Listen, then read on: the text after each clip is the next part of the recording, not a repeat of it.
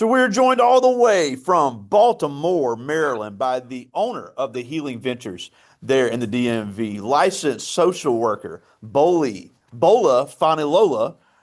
We thank you so much for joining us today. I've got a room full here with me at Velma Jackson High School, and we're recording this for all of our friends in Madison County schools, Madison Central, Rosa Scott, Germantown High School, Ridgeland High School, the Academic Options Center, and our YouTube channel. We're in the college, this is our college career readiness class.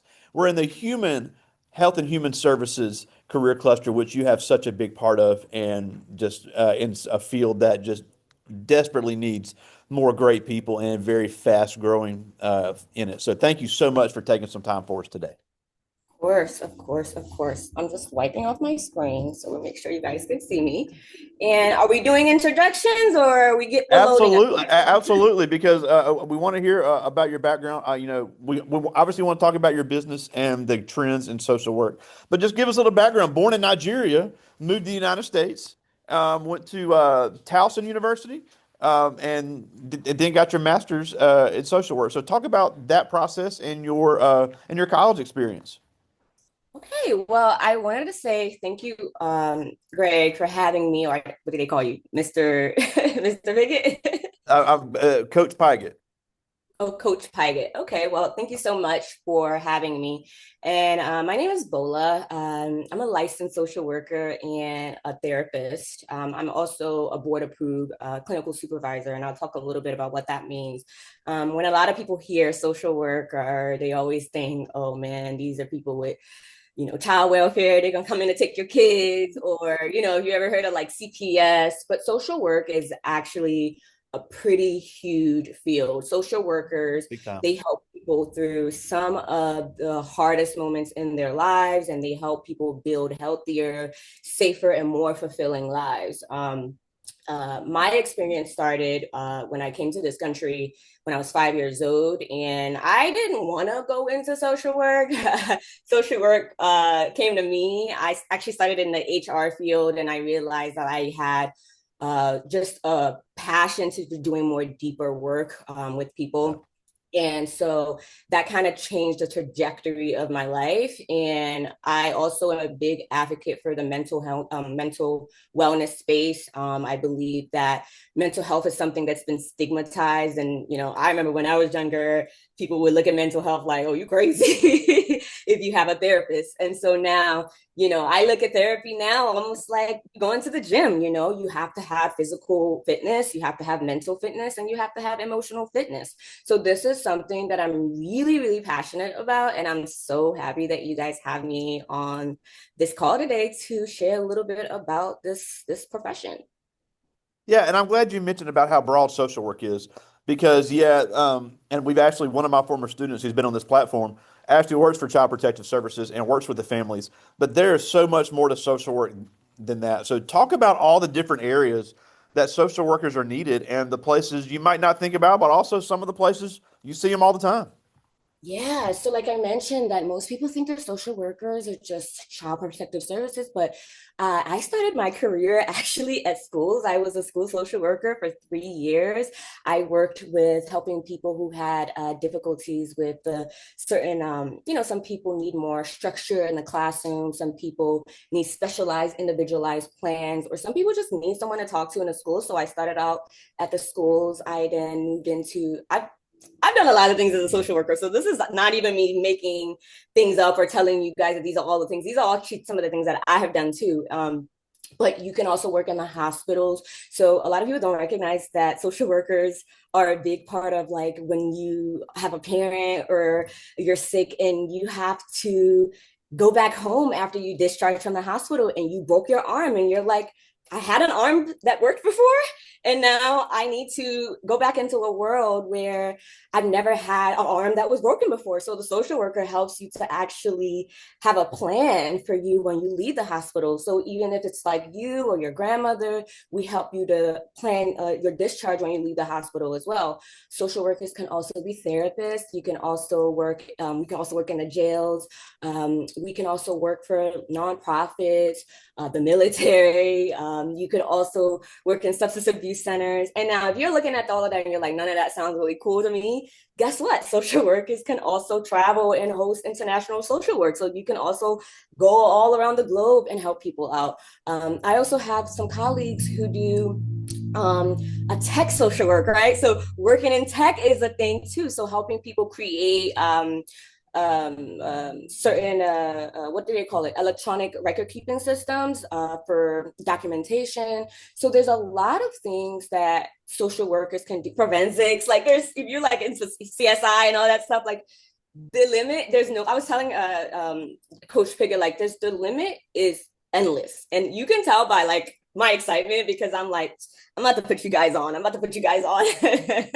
Well, you mentioned something I'm glad you did, and something that's a big issue to me. And I'm not big. I don't have a lot of opinions on here because I don't think it's my place. But one thing that has been big in Mississippi lately is prison reentry work. And social workers are needed for people that are incarcerated because the goal is no matter what people did in the past, we need to help transition them to be great employees and to adjust to life out after their sentence is served. And also, I'm glad you mentioned the military as well. We have several students that want to go to the military. We have some that are in the military, and there's a lot of PTSD involved a lot of times, and we need good social workers to help them adjust to that. And then also, I'm glad you mentioned as well something that is growing in need across the country, especially in Mississippi. We need social workers in drug and rehab centers because, and again, I'm not big on offering my own opinions, but I'm of the opinion of we need to invest in people's addiction issues, and that will prevent a lot of incarceration issues. But that's just my opinion. But we need people to work in there. People are dealing with real mental health issues and that triggers addiction. We need a lot of social workers to work in those areas. Yeah, yeah. And one of the things too that I love the most about the work that I specifically do is that when you're dealing with so much in life, like you guys see something to state of this country, but when you're dealing with so much, you may think that like, you might be the only person that's dealing with that thing, right? Everybody has, me, I'm like smiling right now, but you don't know. I just chasing my dog down the street because he decided to he decided to do something crazy just now. And we hide pretty well, right? We do a really good job hiding and not wanting anybody to know what's going on with us. And one thing that I really love about this work is that I get to be a part of people's growth, people's journey, people's transformation. And so when he talked about substance use, I actually worked in a substance use center for 2.5 years, and that was my most fulfilling role.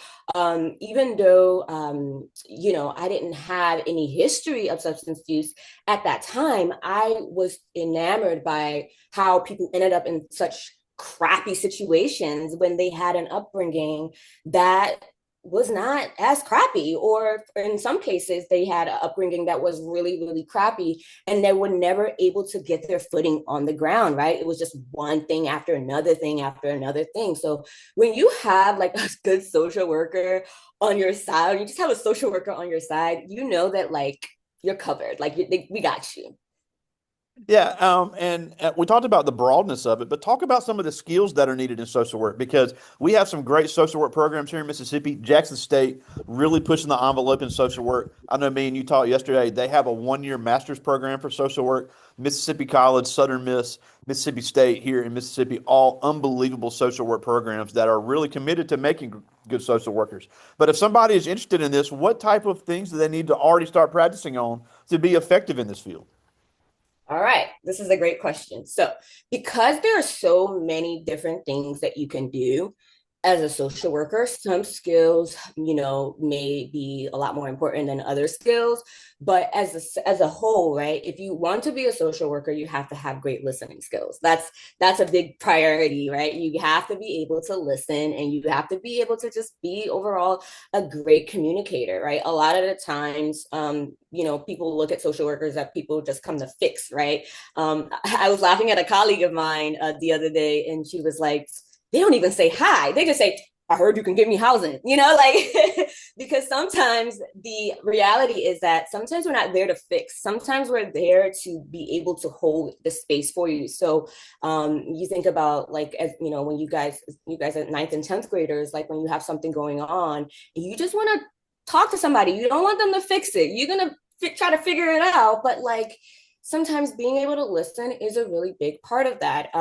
Having some empathy is really important. Empathy is about, it's very different from sympathy, right? Sympathy is like, oh, it must suck down there, doesn't it? Right. Whereas empathy is like you come down there with the person and you sit with them in that pain because you know what it's like to put yourself in that person's shoes. So that is a really big part of the work. Problem solving too. You got to be creative, like, but like also be a creative problem solver. They go hand in hand. If I tell you all the things when I worked in the hospital that I had to pull out of my ass just to make things happen, yeah, it's a really big skill that you need to have. You also need to have patience. You need to have a lot of boundaries because, you know, you have your personal life, right? And then you have the life that leads to the people that you serve, right? So you want to make sure that you know how to have boundaries because when you care about people, it can take a big toll on you. All Oh, big right. time. Yeah, yeah.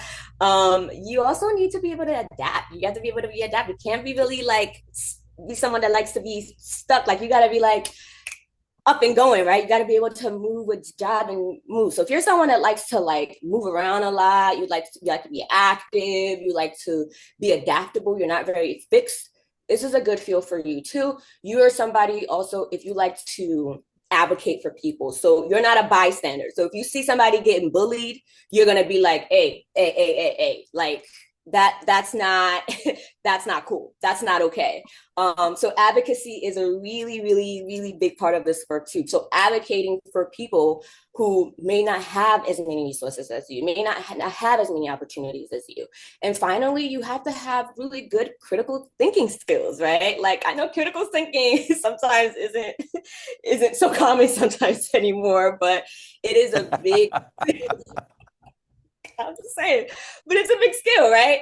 And so you would need to be able to look at the bigger picture and understanding how, you know, family, school, money, trauma, environment can affect someone's life. And I don't know, maybe I forgot, maybe emotional intelligence, that's probably a big part of the work too, just being really aware of your own emotions and other people's emotions as well. So, Yeah, yeah. and another avenue in this, and it's something you're doing there, is entrepreneurship. And Mm-hmm. even if somebody is not interested in social work, I always like to talk about entrepreneurship because it is the ultimate freedom, Mm-hmm. with the asterisk. So one thing we have a lot of kids that say, "Look, I want to be an entrepreneur. I want to set my own rules. I want to be my own boss. I want to go to work when I want to." And then I know me and you talked about this before. I've had so many people on this platform say, "I was really good at my job. I was winning awards. I was known in my professional community, but I knew absolutely nothing about running a business." So it Mm-hmm. really is two separate skills. So as an Right. entrepreneur, and you're doing a lot of great things, talk about some of the things you've had to learn as a business owner that also happens to be a social worker. This is so good. This is such a great question. So let me give you guys a little background. So I've been a social worker for 10 years. I know I look like a baby, period. I could probably be in your class. But I've been a social worker for 10 years. And so I didn't start my practice until the pandemic hit, right? I think the pandemic was a really big pivot Big for a time. lot of people. Hey, And perfect example right here. Mm-hmm, mm-hmm. And so the thing is, when you, regardless of what profession you're in, but let's talk about social work specifically, they don't teach you in social work school how to run a business. There They you don't go. teach you, they don't teach you how to set your rates. They don't teach you how to I just got a brick and mortar. I did a grand opening in January. They don't teach you about insurance. They don't teach you about any of these things. And so you have to learn as you go. And also, like when you want to own a business, like, you know, sometimes it just takes time for you to develop those skills and you're growing and you're learning day to day to day. But also, one of the things that they also don't teach you is work life balance. You know, like a lot of social workers, unfortunately, when you hear the term social work, it's progressed so much. But the old version of social work was almost like martyrs. Like social workers were almost like martyrs. And I know that sounds crazy, but like they were like taught, they would like teach you to like put everybody ahead, and you serve, but you serve in a way where you don't serve yourself first. And I think sometimes that's really, really hard, right? For you to be really present and give to a profession that doesn't really want to give back to you. And so you Oh have yeah. to be very intentional, right? Even as a teacher, whatever profession in human services, you have to learn how to balance the work. And so as a business owner, one of the things that I had to learn was how to balance living a life that felt really, really fulfilling and good to me while being able to serve others and make the impact that was in alignment with my soul's work. It is not two things that people don't realize, that it's possible, but they don't teach it to you.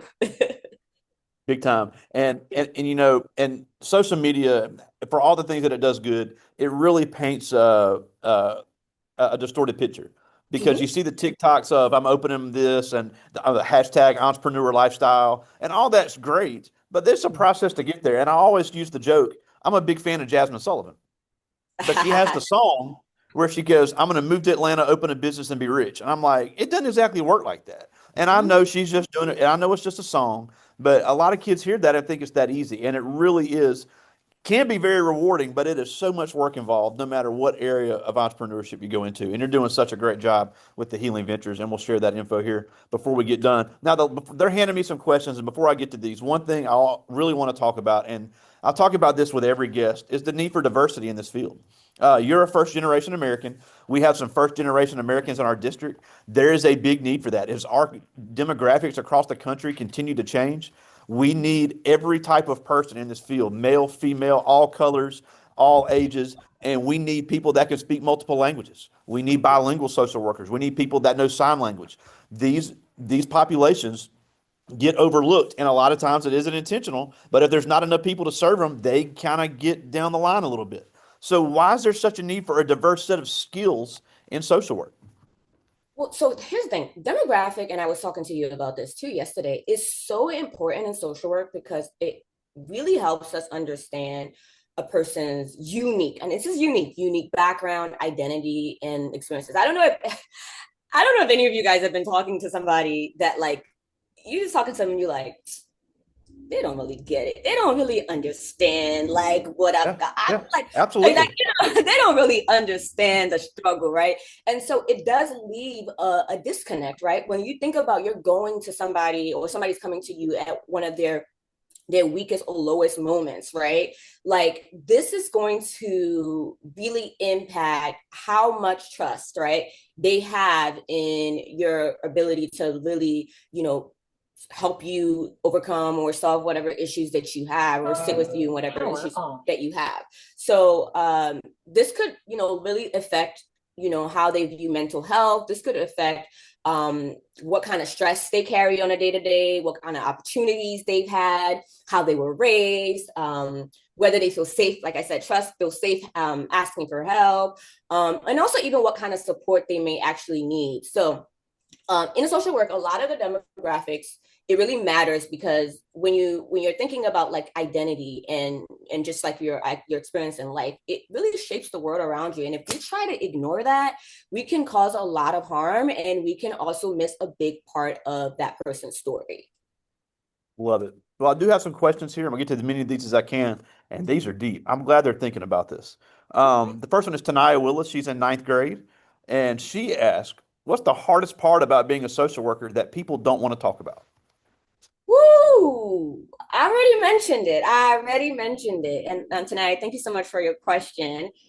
The hardest part, hands down, and this is just as also I told you guys I'm a board approved supervisor, so I also supervise up and coming social workers.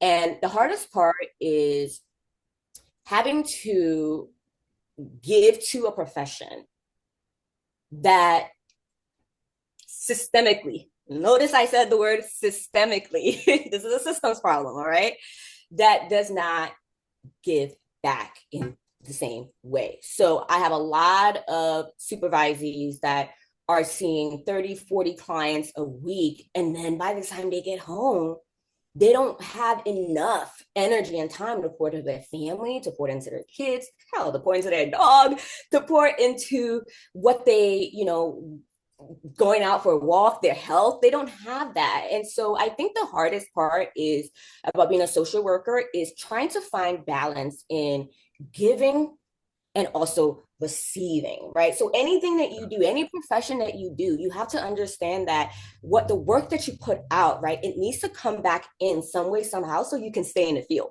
If you want to stay in any field, like even as a teacher, right, if you want to stay in that field, right, you hear people say, I've been doing this for 20 years, 30 years, right? And they still have a smile on their face. It's because they figured it out. They figured out how to balance having a fulfilling life and still serving others. So great question. That is probably the hardest thing, trying to get that balance. Love it. Here's another great question. This is Avery Harris. She's in 10th grade, one of our volleyball players, one of our champion archers here at Right. Velma Jackson. And she asked, if a student was an intern under you as a social work student, what would be the most rewarding experience they would gain? Woo. Ooh, I have an intern program that I'm actually building right now. Oh, So cool. yeah, it's a really great program. And so what would be the like what's the Avery, what's that? What was the last part of that question again? What would be What the would, if someone was an intern under you, what would be their most rewarding experience? access to me? Like what? It's like, no, I'm kidding. I'm kidding. The most rewarding part would be all of the different things that you would see on a day to day, right? So all of the different clinical skills that you would gain on a day to day. But also one thing that I really prioritize when it comes to um, some of my interns or even my supervisees is being able to look at the whole of a person as opposed to just the individual part. So when you see somebody, you see the person as a whole. You don't see them as just the little things. Oh, this person is yelling at their spouse, right? Like, but why are they yelling at their spouse? What is causing them to yell at their spouse? Or this person is doing drugs and they've been doing drugs for 5 years, right? And you may want to just be like, oh, they're doing drugs. Okay, let's get them into a treatment program. Let's do this. Let's do this. But one of the benefits with working with me is that I really teach people how to look at someone's whole story as opposed to look at the systems, right? Look at the things that cause them to be there as opposed to just looking at this diagnosis, right? This person has ADHD, and I'm just going to say, that's it. They have ADHD, but what are the systems? What are the things that plays into this for this person? So I really do think that's one of the things. And also, like, again, balance work, being able to balance what you give and receive as well. Love it. This is Jeremiah O'Leary. He's in ninth grade, one of our baseball players here at Velma Jackson. And he asked, has there ever been a time that a case really stuck with you personally, and how did you get through it? Woo, woo, woo, woo.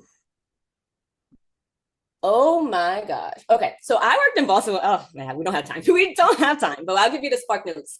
I had my very first year, like with my master's. So when you get your master's, and I didn't really talk about how to become a social worker. And so I'm just gonna tell you that you gotta, if you're in high school already, maybe you're studying, have interest in psychology, you have interest in sociology, anthropology, any kind of English, things like that. If you're into that field, like then you can go and get your master's in sociology, family sciences. You can get your bachelor's in social work. You can do psychology, all of those things, and then when you graduate, you can do 2 years of your master's, and then you have two board exams. Some states do one or two, but you'll have two board exams to pass.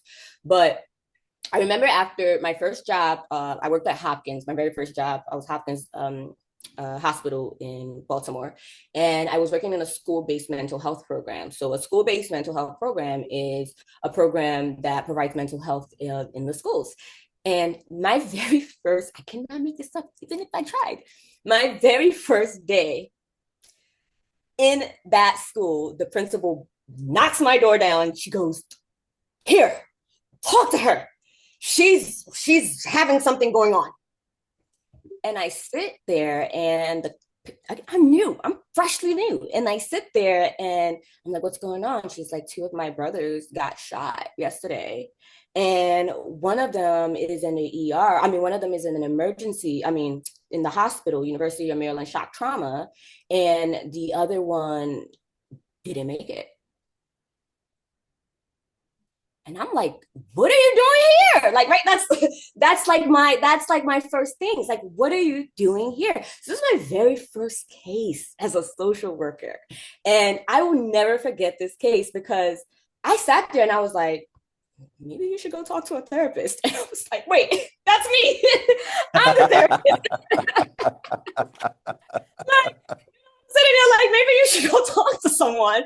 But that was a really great experience of how I was able to use this experience of seeing how these like people really need us. They really need social workers.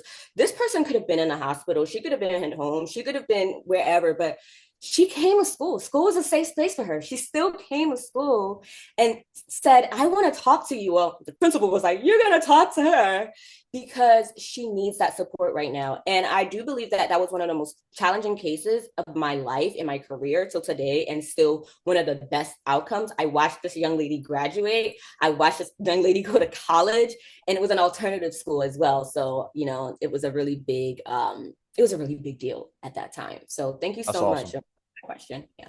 I got time for one more. This is Terkala Chambers. She's in 10th grade, one of our volleyball players here. And she asked if you could instantly become an expert in any area of social work, what would it be? Wow. So instantly, I know that's not possible, right? But one of the things that I'm really, really working on, I'm well, I would like to say I am. I've been working with trauma for the past 10 years. So I would say I am a leading expert with working with trauma. But more specifically, I would love to be dig more into working with the nervous system. And so I would want to be a trauma nervous system expert instantly, because a That's lot awesome. of have trauma. A lot of Black folks have trauma in their body and they carry it for generations and generations. So you might be experiencing something right now and you don't remember nothing really crazy happening to you, but that's because it happened Absolutely. to your grandmother. It will happen to your great grandmother, right? You understand, like, slavery, it's in us, like it's in Black folks. So if you are someone that's like, well, I don't know why I keep overthinking, I don't know why I keep procrastinating, I don't know why I don't have any energy, and you're like, nothing really bad or crazy has happened to me, girl, oh boy, it's probably your grandmother. It's probably your great grandmother. And so all of that lives in the body. So if I could be a complete expert on anything, it would be for me to be an expert on healing and treating trauma in the body. That's awesome. Well, we're almost out of time, and we thank you so much for joining us. But a couple things before we go. Instagram, Therapy with Bola. We've already got a couple that have followed you. They're also on TikTok, Follow me on thehealingventures.com. TikTok. My TikTok is a little bit better. Is it the same handle on TikTok, Therapy with Yes, Bola? therapy Ebola everywhere. Mm-hmm. Cool. Therapy with Bola on Instagram and TikTok. Encourage everybody to follow you. A couple of them already have. And I'm always about getting positive content out there. And thehealingventures.com is your business website, licensed in Virginia, Maryland, and DC. But the last thing before we go, and we've talked a little bit about this, is these kids are about to start transitioning out of high school. And they're going to have, in again, opinion, the biggest transition a person makes is that transition after high school to their next step. And the state of Mississippi has seen this need. Every one of our community colleges and colleges has free mental health services for all students on campus. And it's just important to understand that going and talking to somebody, it doesn't mean you're crazy. It doesn't mean that you're weird. Nobody is there to judge. And we have lost too many kids to mental health issues that have died by suicide. So many people, even if they haven't committed suicide, have had several mental breakdowns, and there have always been people there to help. So there are always people out there to help. There's always people to listen. And you just mentioned, just because your family had trauma doesn't mean you have to continue that. So as these kids start making decisions on where they're going to go after high school, why do they need to know that they need to always ask for help if it's needed?